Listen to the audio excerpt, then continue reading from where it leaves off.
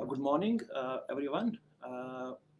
My name is Shahid Lone, and I am the Field Publicity Officer for Field Outreach Bureau Anantnag of Ministry of Information and Broadcasting, Government of India.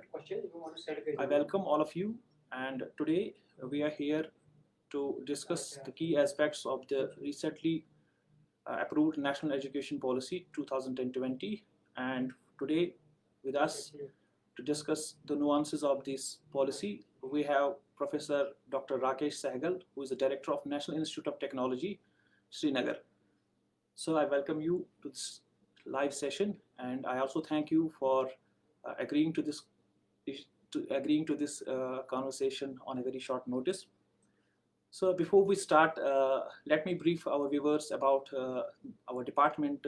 Regional Outreach Bureau, or ROB as it is simply called, is a media unit of Ministry of Information and Broadcasting, Government of India, and we are engaged in the grassroots level dissemination of information about the policies, programs, welfare schemes, and achievements of the Government of India.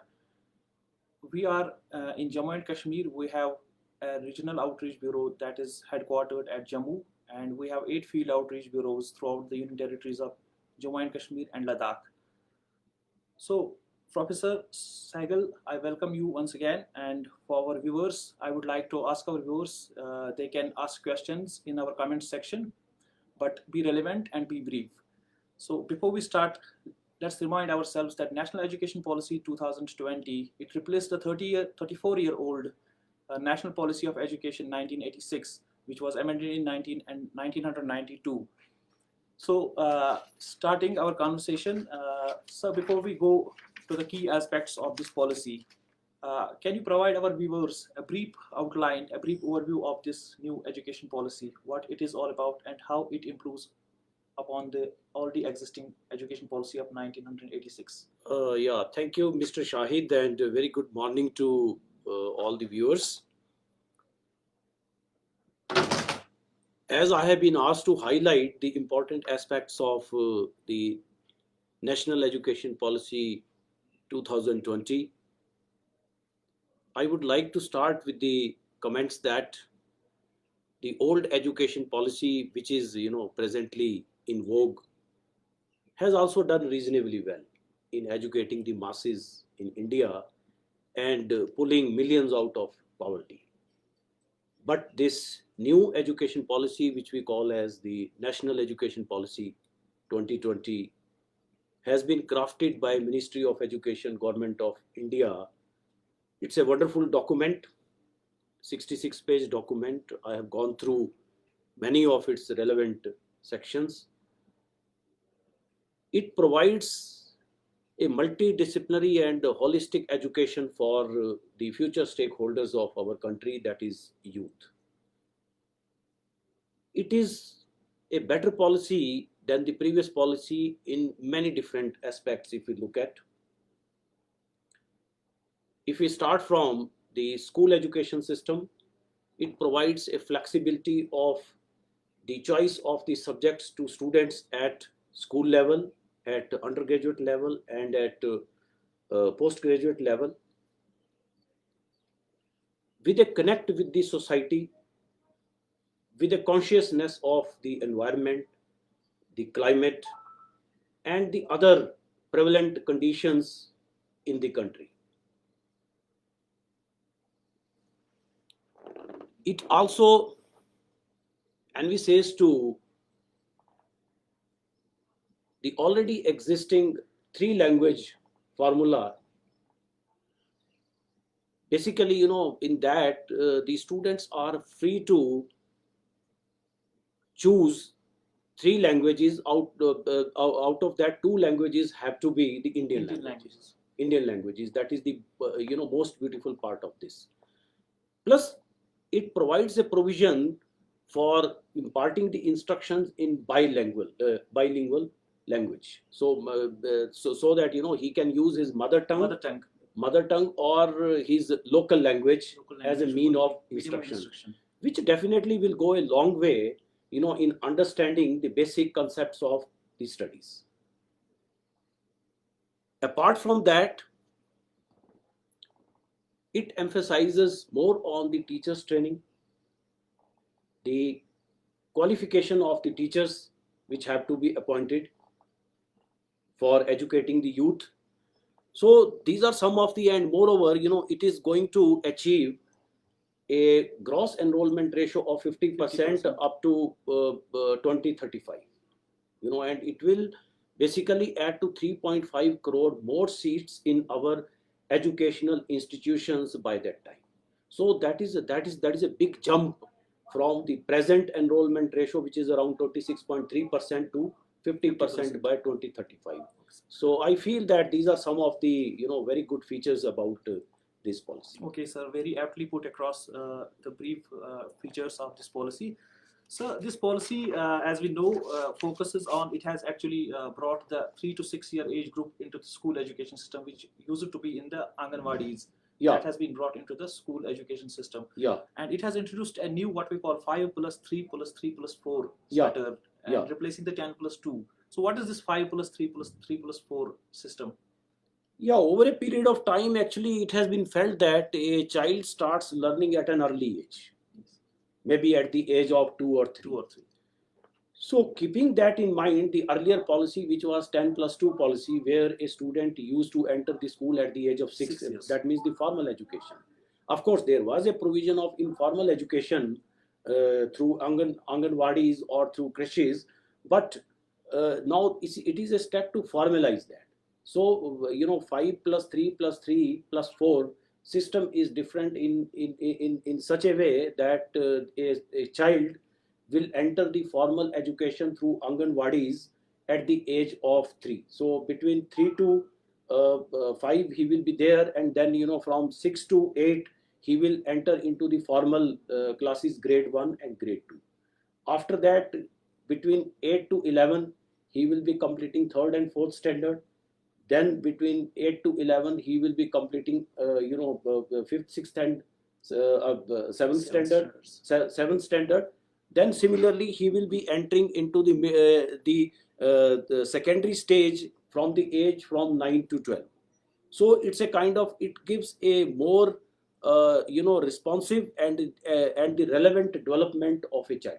So in that way, it is an improvement over the existing system of 10 plus 2 system. Sure, sir.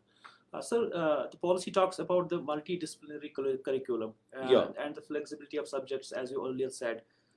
How will it help the students? We have the policy talks about integrating the 21st century skills, mathematical thinking, and scientific temper. So basically, it's talking about that it is doing away with the clear distinction between the curriculum and co-curricular activities. So how is it that this multidisciplinary approach and the flexibility in subject selection going to help the student community and the education system of our country as a whole? Yeah, what I feel is the purpose of this new education policy, which we call as the National Education Policy 2020, it will aim at a holistic and multidisciplinary education that would aim to develop all capabilities of a human being, which could be, we call that as an intellectual, aesthetic, social, physical, emotional, and moral in an integrated manner. Such an education will help develop well-rounded individuals that possesses the critical 21st century traits, capabilities in all fields across. It's not only, earlier, the parents used to think that I will send my son to science only, to engineering profession only, or to medicine profession only, but it is meant to develop an individual, all-round development of an individual through arts, humanities, languages, sciences, professional, technical, and the vocational field, with an ethic of the social engagement, soft skills such as communication, discussion, and debate, and rigorous specialization in a chosen field. Of course, that will come into picture at a later stage. So such a holistic education shall be in a long-term approach all the undergraduate programs, including those in professional, technical, and the vocational. So in a view, it will be helpful in invoking the scientific, logical, technical, and a societal phase of the education. So there have been changes proposed by the policy in the current evaluation system that's wholly based on the written examination system and the evaluation by the teachers. Yeah. There has been a suggestion and a recommendation by the National Education Policy 2020 Mhm. that there will be the assessment will be based on a combination of self-assessment by the student, the peers, and the teachers. So how different do you see this evaluation system and the existing system will go in achieving the holistic development, the intellectual development, all-round development of the students? Yeah, actually, while drafting this policy document, it has been felt that the assessment methods have to be more scientific, and those should be designed to continuously improve the learning and test the application of the knowledge of a particular student. So, therefore, the report card which has been designed, we call that as a 360-degree report card, which will involve the assessment not only by the student himself but also by the peer, that means his parents and the others who are Students, students, his friends, colleagues. His friends, as well as the teacher. teachers. Basically, what happens is every student is unique in learning. So it has been found that the learner should be, judged by his cognitive, affective, and psychomotor domains. So it should not be on the basis of only one written exam. So what basically has been done is a student will be encouraged even at the school level to take some projects, which will be again which could be community based, which could be based on the learning of the science aspects and all such things. So the assessment of a student will be even if we talk of even if we talk at the technology level, the government is envisaging to use even some softwares which are based on the artificial intelligence, which will basically track the development of a student, right from his school level to his secondary to his graduate and the postgraduate level, whereby his progress will be in a continuous connect with not only with his teacher but his parents and his peer. So based upon those assessment tools like his projects, quizzes, his involvement in the debates in the classrooms, his discussion with his peers, so all these components will form the basis of the overall assessment of a student, which I feel will be more scientific and which will be more logical. Sure. So the policy also talks about in terms of the assessment, it talks about a body PARC, that's performance assessment, review and analysis of knowledge for holistic development. Yeah. So what is this all about and what will be its role? Actually, government has planned to set up a national assessment center, which we call which you also named as PARC. It is a body under the Ministry of Education that fulfills the basic objectives of setting norms, standards, and guidelines for student assessment and evaluation. See, whenever we talk of the content, there has to be agency for standardization of the content. Say, for example, if we say that some of the credit students have to earn through online courses, but then there has to be some organization which will set the standards for that content. Similarly, keeping that in mind, government has decided to set up an organization which will set the standards of assessment and evaluation of a particular student, and they will work under the state governments. They will go for what is called as the state assessment surveys, and they will also go for national achievement surveys, the state achievement surveys as well as national achievement surveys. And they will be in a country and that will basically encourage helping the school boards to shift their assessment patterns towards meeting the skill requirements. So skill based education will also form a very important component of this. When I was in school, probably when I was in 6th or 7th standard, in government school we used to have what is called as PVTC, pre-vocational training centers. So that was very, that was much in demand at that time. But probably as a student at that time, I didn't understand, its importance. But later on, when I came to this professional education, and for last 5 or 6 years, when government of India has given, much importance to skill. Skill. They say even if there is some dropout, say at 10th level or even at 9th level, he has to be taught some skills so that, he can earn his livelihood in a better way. Even if he doesn't continue his education. Yeah. Even if he doesn't continue his education, or if he decides to continue his education at a later stage, that part has been envisaged well in this policy document, where the policy provides a provision for multiple entry and multiple exit. That's we're coming to that point as well. Yeah. Okay, sir, we already talked about the three language formula. Yeah. So, what changes are there with the policy recommends in the medium of instruction? Yeah, you have asked a very specific questions which is related to the medium of instructions. Actually, three language formula exists in the earlier policy also. Yes. But there were some restrictions about learning a particular language. But through this policy document, government has now relieved states and the individuals from those clutches. The government says that the only condition is that two of the language should be Indian language. Like suppose if a student is studying in Bombay, he is studying Marathi and English, then the third language which he has to choose should be again say some Indian language. Could be Hindi, could be any other, could be Sanskrit, or could be any other language. And regarding the imparting the instructions, so there it has been desired that all instructions have to be passed in bilingual way, so that students should be able to understand better, because it is always it is known that a human being will understand anything better in his or her mother tongue or the local language which he speaks. But keeping in mind the some subjects like science, so it is important to basically develop the content in English as well as in one of the other languages. In one of the regional languages.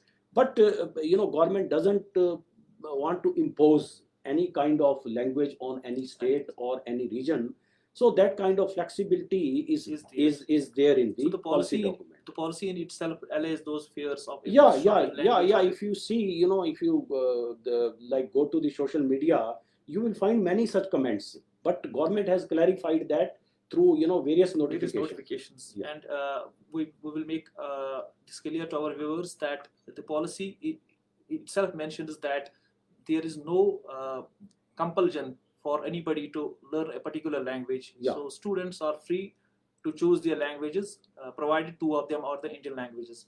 So let's remind our viewers that this Facebook live stream is brought to you by Regional Outreach Bureau, Jammu and Kashmir. It's a media unit of Ministry of Information and Broadcasting, and we have field outreach bureaus, 8 of them in different union territories of Jammu and Kashmir and Ladakh. And basically what we are engaged in the mass awareness, dissemination of information about the government policies, schemes, welfare measures, and achievements of the government of India. And today we have with us Professor Dr. Rakesh Sehgal, who is Director of the National Institute of Technology. And you can ask, if you have any questions or any doubts, you can ask them in the comments below. And we will take these questions one by one at the later stage. Sir, coming to the examination system, the policy says that there has been a change in in fact, the examination patterns have been reconstituted. So what changes are there recommended in the examinations, and what is the status of the, will there be still the board exams for 10th and 12th classes? Yeah, at school level, all students will be required to take exam, at the 3rd, 5th and the 8th standard. 10th and 12th board exams will continue, but probably their, the way they are conducted will change. Because now basically after 10th or even starting from the 10th, there is a coaching culture. So government, where parents end up spending a lot about the coaching, and basically those are memorizing and, vomiting exercises in the competitive exams. So the purpose of this policy is that the fundamentals and the basics of any course should be taught to a student in a very, like easy way, so that a student should be able to grasp those things, and it should be very easy for him to, the student who is a regular, goer of the school, should be in a very easy way to, should pass all these examinations. The examination should never become a burden for the student. So keeping that in mind, and because we see that, because of the exam pressure, there are many suicides by the young, students at the 10th or the 12th level. So governments, our government wants to avoid all those things. A student should be given a free atmosphere for study and grasping. And moreover, through this policy documents, a student has been given a wide choice of the selection of subjects. The another important aspect of this evaluation and assessment system is that a student will be provided two chances of writing any exam. Once it will be with the regular that, and one additional chance he will get, and best of these two assessments will be considered for finally giving him a grade. So it is a big change from the existing system. Of course, there we used to have a supplementary kind of exam, but supplementary exam means it used to be like a blot in the career of a student. So government has taken this initiative and relieved those students, because if due to some reason, if a student is not able to fare well in one chance, at least he will get another chance. And this government has already started, with our JEE exam or some other exams, where a student got 2 to 3 chances, and the best performance out of those 3 were considered for making the final merit list. So that way this policy is very good. So now coming to the undergraduate courses. So Yeah. What are the changes that the policy recommends to the undergraduate or the college courses? Yeah, the first thing is government has this policy document provides a wide selection of the subjects. It provides us with a multi-exit point even at the undergraduate level. Suppose if a student registers for a course, for an undergraduate course, and after 1 year he feels that he has to leave it, he has to leave the course. After earning a reasonable number of credits, he will be provided with a certificate. He can leave and he can, start his career accordingly. If he continues, then even after 2 years, after earning a set of credits, he can still exit with a diploma. And after 3 years, if he continues for the 3rd year, he will get a undergraduate. Yeah, he will get a bachelor's degree.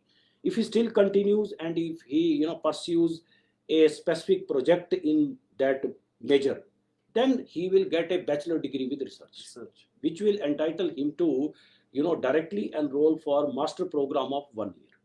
After 3 years also he is entitled to enter for a master course, but then the duration of the master course will be for 2 years. So in that sense, and there will be a credit pool. There will be a national like a credit pool for each student, where all his credits will be stored in a digital form, and those credits can be then considered by any higher education institution for awarding him the degree. Suppose if a student exit after say 2 years with some diploma, and after 3 or 4 years again, after earning, if there is some financial issue in his family, after earning some amount, if he still wants to join and continue for his bachelor course, he can join either the same institution or any other institution which will accept his credit. It means the credits are transferable. Yeah, the credits are transferable. The credits are transferable not only among the higher educational institutions within India, but also between the higher educational institutes abroad as well as the India. But of course, those accreditation procedures, both the institutions must have memorandum of understanding. Understanding between them. Okay.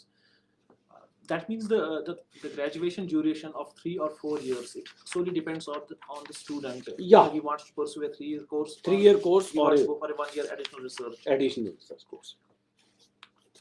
So we touched this already in the previous question. The multiple entry and exit for Yeah. the undergraduate courses. Yeah. So how it is going to benefit the students, and what if a student joins one college for a 1 year, then he cannot continue the studies and leaves. See, I give you one example because in earlier days, even in the present college system, of course, under RUSA, now it is basically choice-based credit system. So some reforms have taken place in our higher education system already, because we have most of the colleges, those who are working with RUSA grant, they have shifted from annual setup to the semester setup, and there also there is a provision for the major and the minor exams.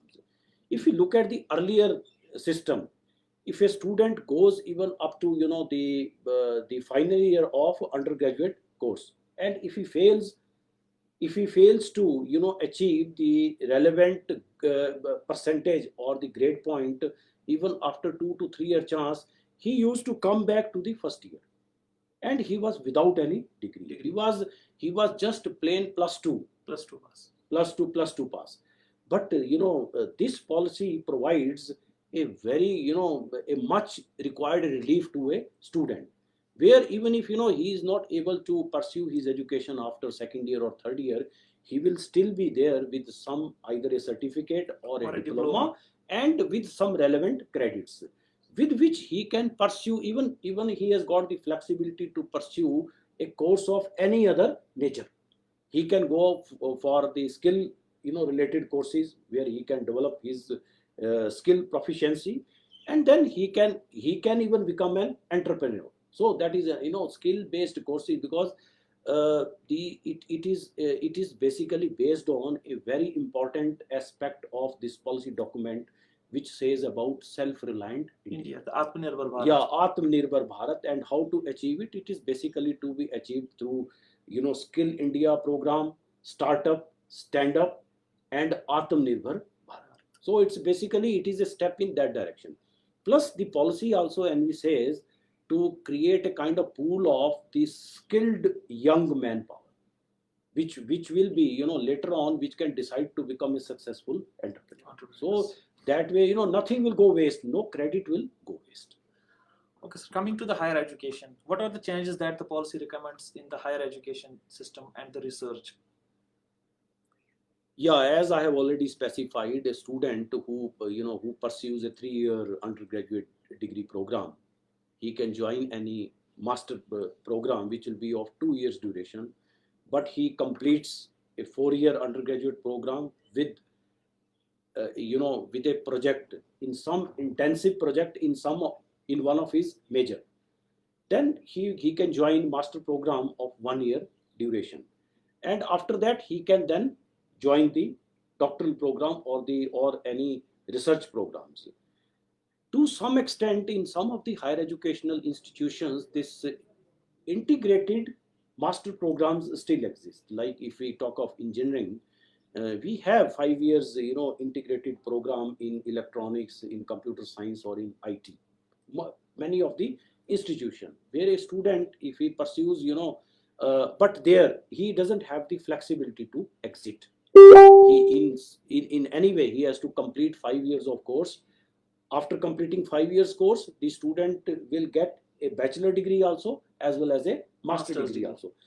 But here the important thing is that a student has a choice to exit after 4 years, or he can decide to continue for the master degree programs. So like MPhil, of course, MPhil has been scrapped, which was earlier thought of as a a pre-research. Yeah, a kind of pre-research degree. So that has been compensated by the 4th year of the graduation. Fourth year. But the much emphasis is given to the research component at the final year of the undergraduate level and the final year of the master degree level. There has been some changes suggested in the nomenclature of the institutions, like there were affiliating universities. That's a very relevant question, because earlier we had a very specific, very rigid boundaries of the institution. Like suppose if we talk of an engineering institution, it has got a particular mandate. We talk of ITI, if we talk of a diploma institute, they have a specific mandate. But through this policy document, one important, decision of our higher education system is that most of the higher education system should become multidisciplinary in nature.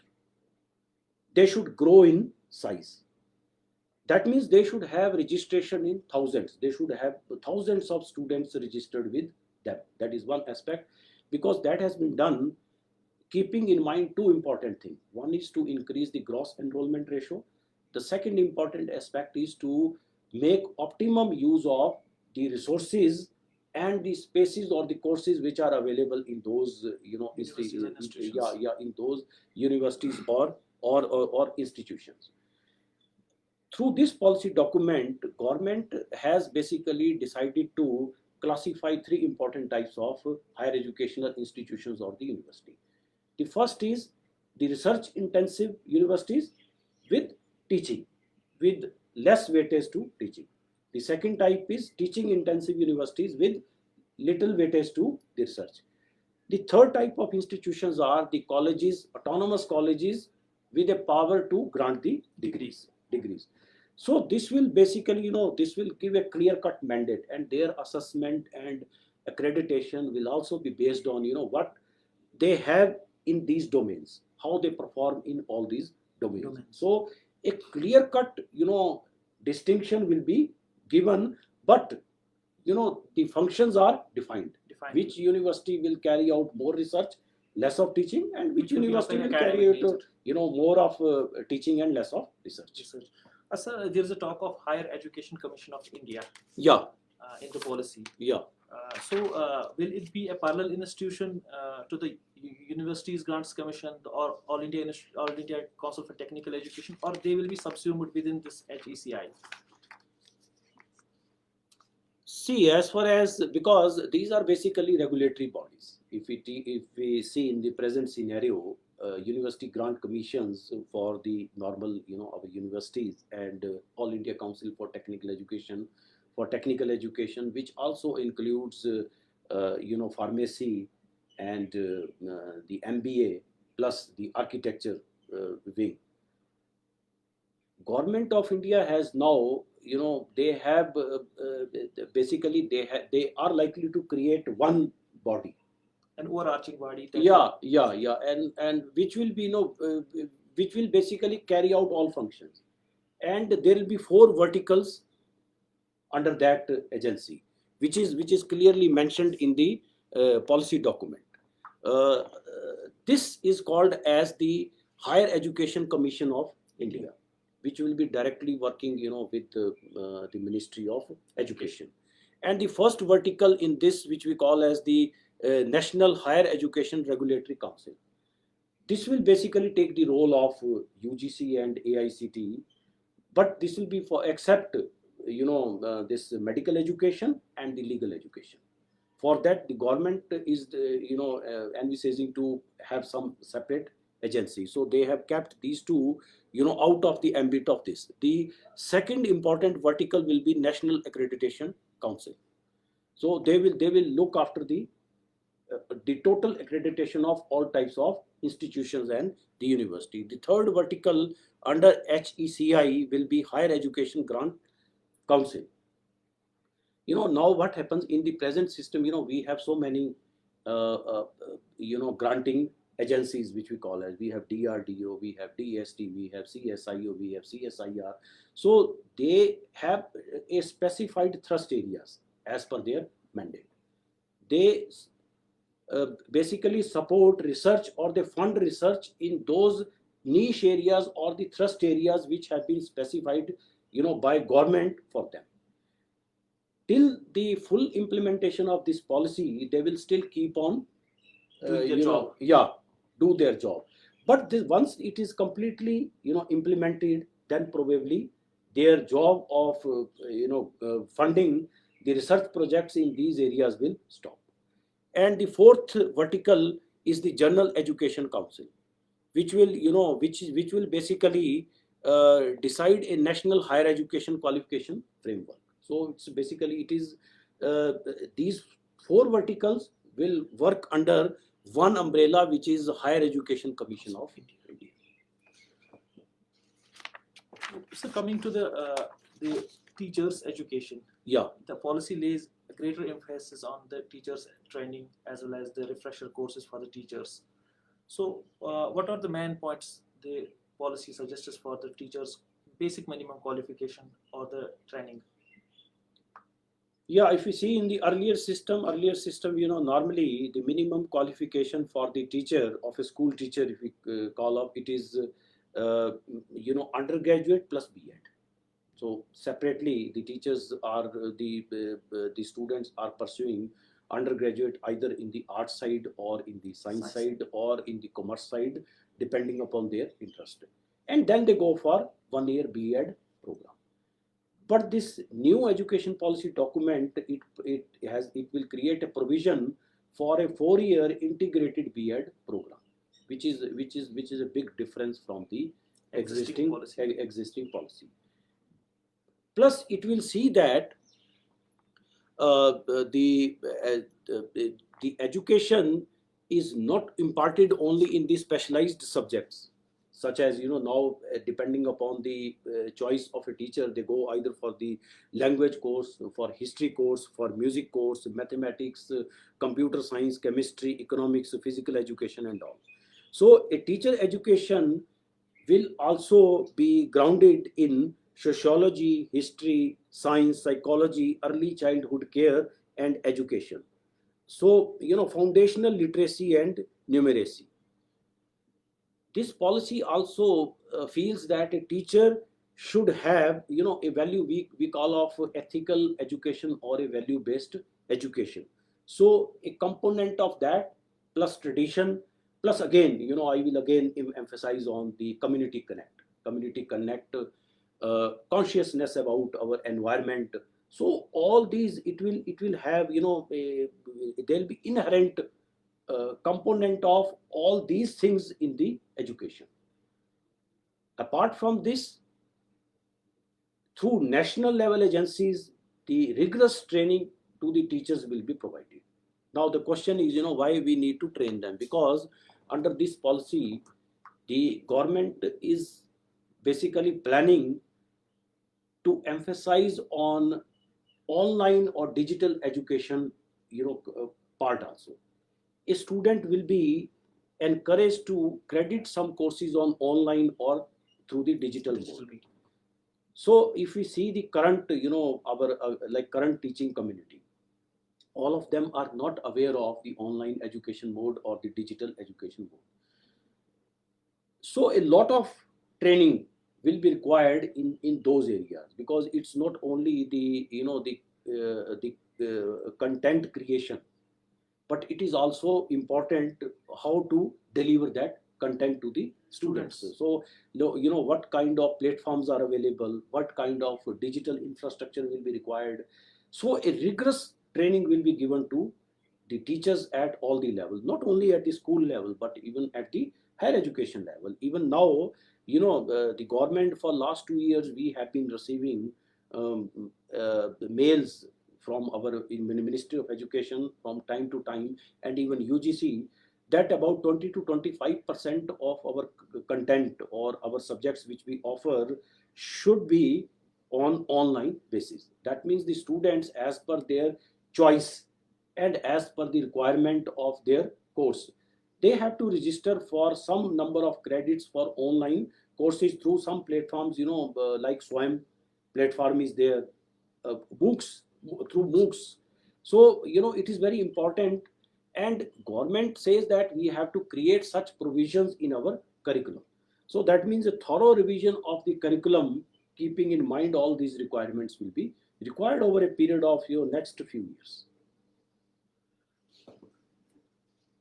So how soon can we expect this policy to be implemented in some or the other form? Because it will take more than a decade to implement fully, because we need to create infrastructure, we need to modify the institutions. Yeah. So when do we see some basic form of this policy being implemented on the ground? Yeah, see, any policy's effectiveness depends upon its implementation. We may have a large number of policy, but if we are not able to implement it properly on ground, then it doesn't make any difference. Government has recently, I have received a document. The government has issued an implementation plan for national education policy. It has basically listed all important paras from this policy document, which is of almost 66 pages. Para wise it has listed, and they have very clearly specified what part is to be implemented out of that. But much of it will depend upon a kind of collaborative or a coordination between the center agencies and the state agencies, and also between different agencies within the state.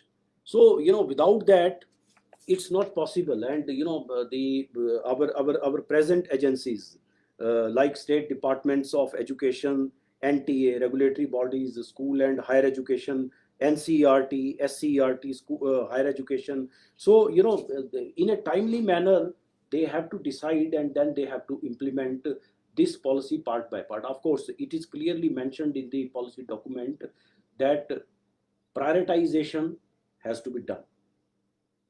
So first the policy implementation has to be at the elementary level, because elementary level, that means it has to start from the school level. So unless a change is done there, it will not be effective at the higher education level. So we have to prioritize. In school education we have to prioritize certain components of this policy. At higher education level we have to prioritize certain components, whichever can be easily implemented. So those things have to be implemented, and a time frame has to be decided. In fact, yesterday itself we got a mail from the higher education department of Jammu and Kashmir. Probably they have been asked to supply an information by Ministry of Education, Government of India, to provide a timeline for implementation of various components of this policy.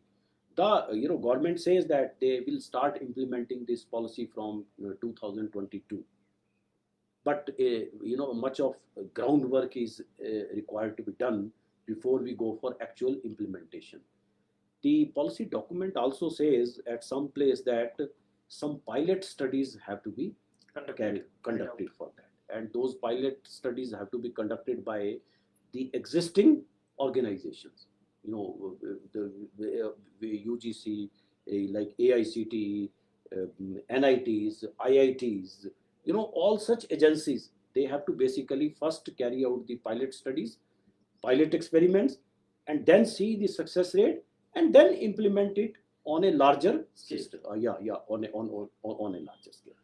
Okay, so coming to the last part of this, this policy is being viewed as it will bring a paradigm shift in the system of the education of the country.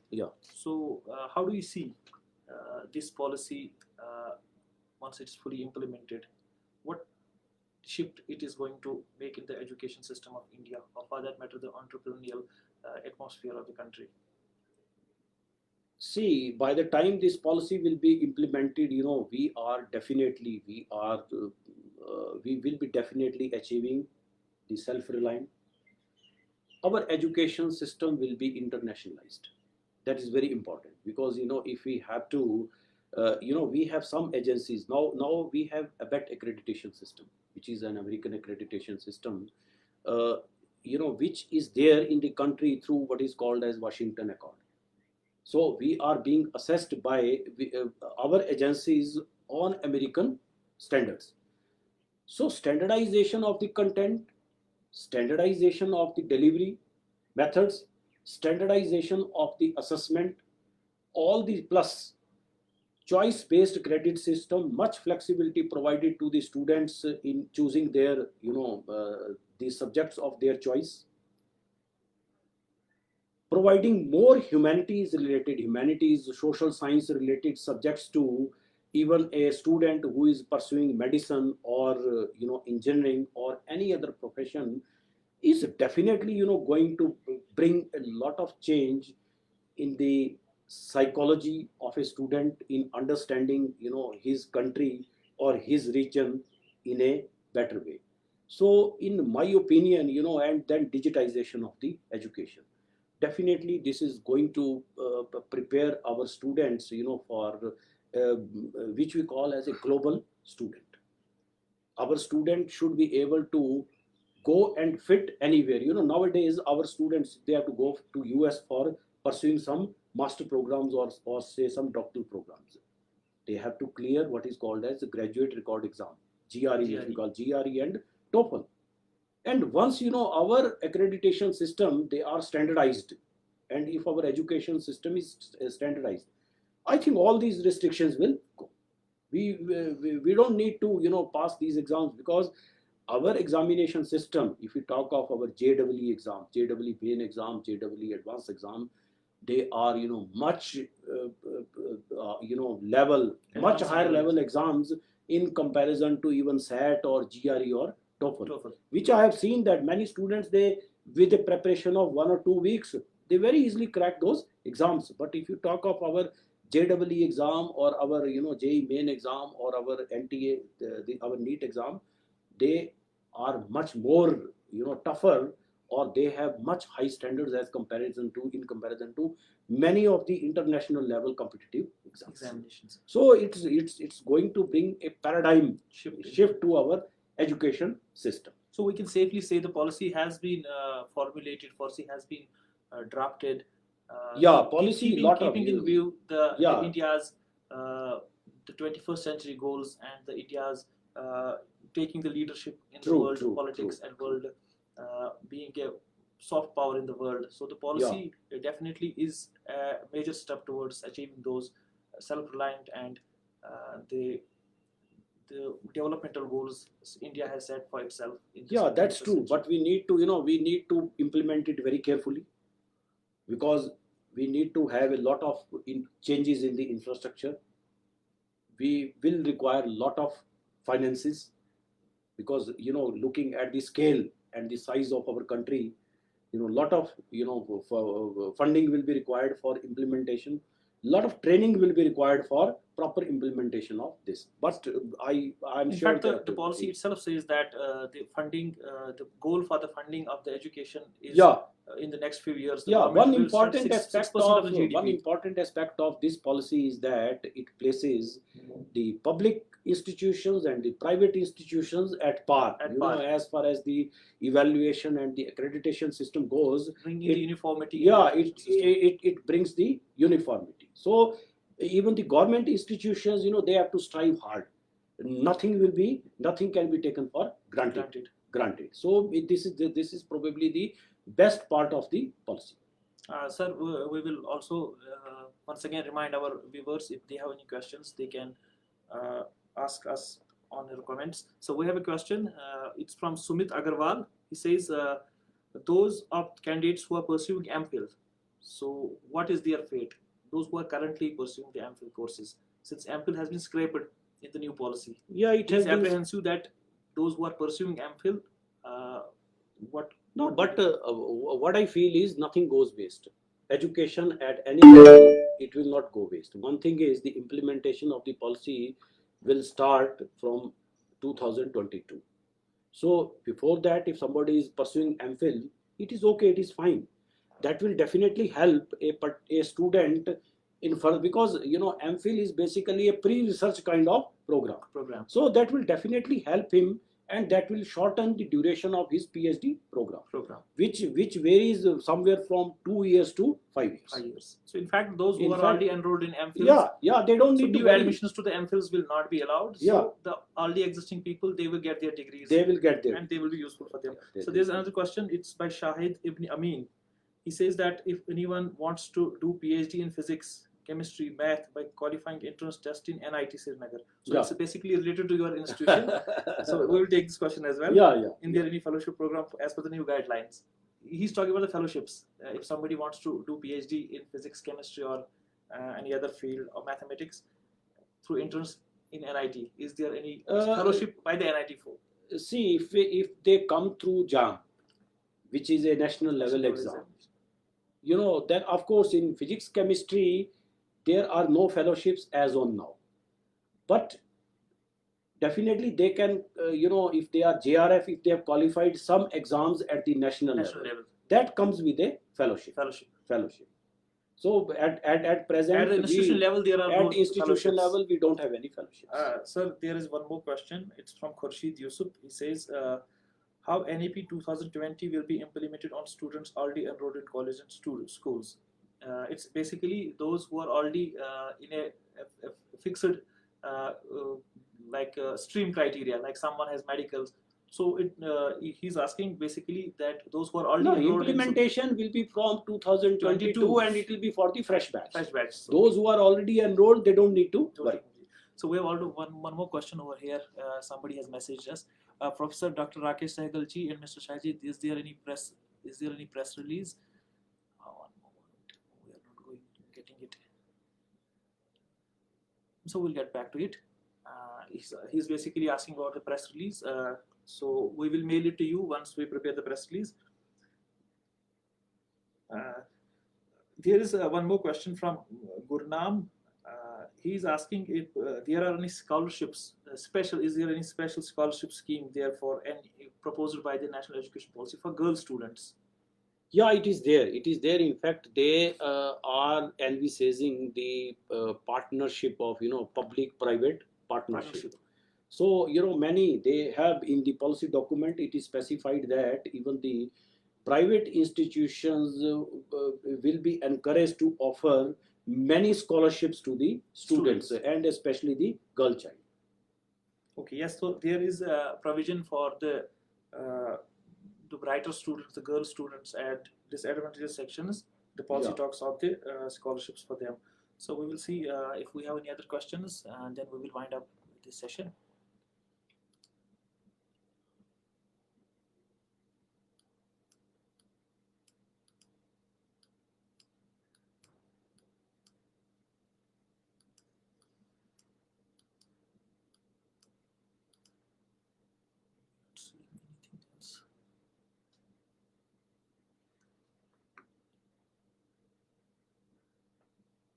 So I think we have taken most of these questions.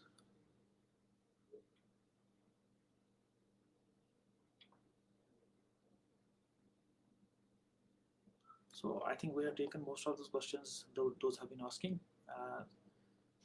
Sir, with this we come to the conclusion of this session. So I thank you very much for sparing your valuable time to be here with us for this enlightening session.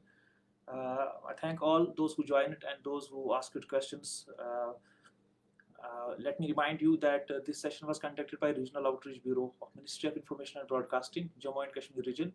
We are a media unit of Ministry of Information, Government of India, and we are engaged in the grassroots level information dissemination about the policies, programs, welfare schemes, and the achievements of the Government of India through different mediums like exhibitions. We conduct the integrated outreach programs. Due to the COVID pandemic, since mass gatherings are banned, and we have shifted to the digital platform. You can visit us on Twitter, Facebook, Instagram, and you can watch out this space for more such programs, more such informative sessions.